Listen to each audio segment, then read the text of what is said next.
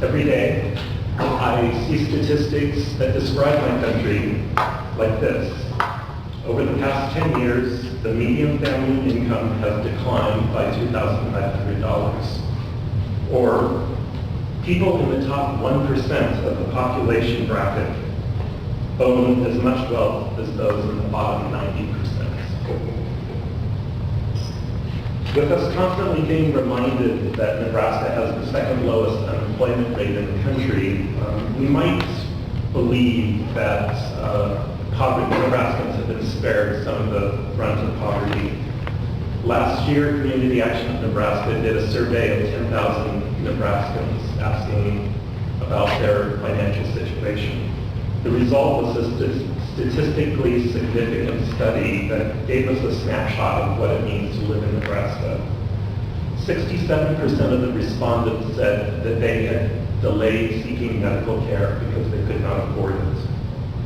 One in three persons describe themselves as being worse off than they were last year previously.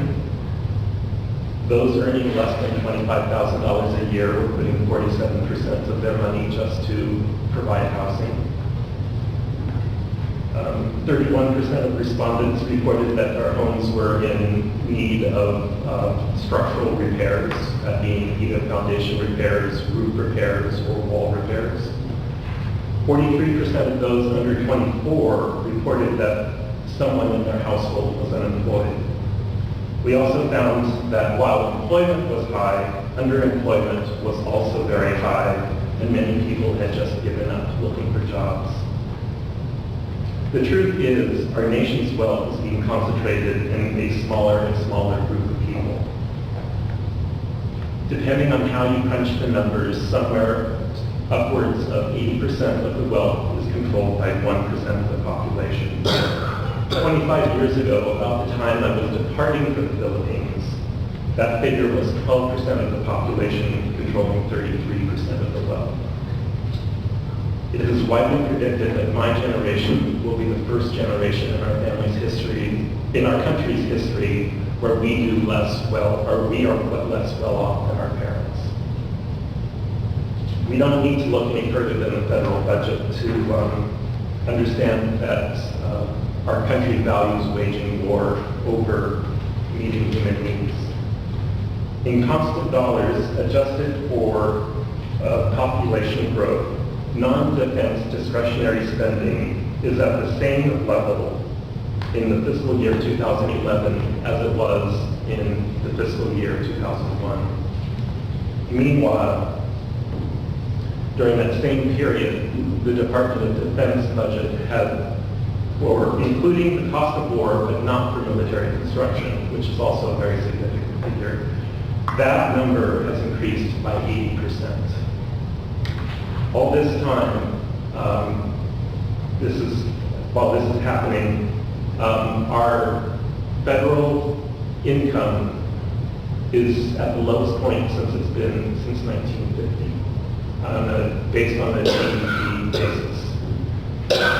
I want to take a step back from those figures, though, and look at one of the functions that poverty plays in perpetuating war. As our families start to feel the pressure of their shrinking income, retirement plans are dismantled, healthcare plans are dismantled, healthcare is rationed because we just can't afford it anymore. Our children are finding military service much more attractive.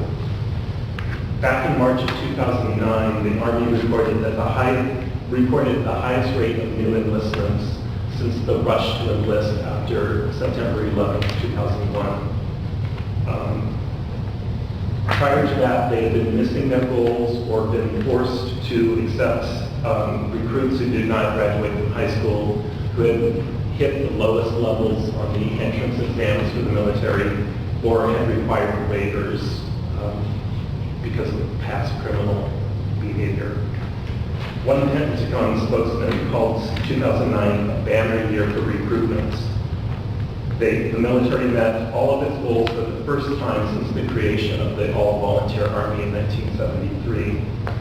According to the Pentagon, a 10% increase in the national unemployment rate translates in a 4 to 6% increase in the number of quality recruits.